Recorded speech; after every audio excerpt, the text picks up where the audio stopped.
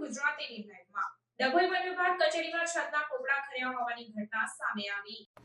મળતી માહિતી મુજબ છેલ્લા ઘણા સમયથી વન વિભાગ કચેરી જર્જરિત હાલતમાં જોવા મળી રહી છે। અધિકારીઓ દિવસ દરમિયાન બેઠા હોય છે ત્યારે મોડી રાત્રિના સમયે પોપડા ખરતા કોઈને જાનહાનિ થવાના સમાચાર પ્રાપ્ત થયા નથી। ચોમાસામાં કર્મચારીઓ જીવના જોખમે કચેરીમાં બેસવા માટે મજબૂર બન્યા છે ત્યારે કચેરી નવી બને તેવી લોક માંગ ઉઠી છે।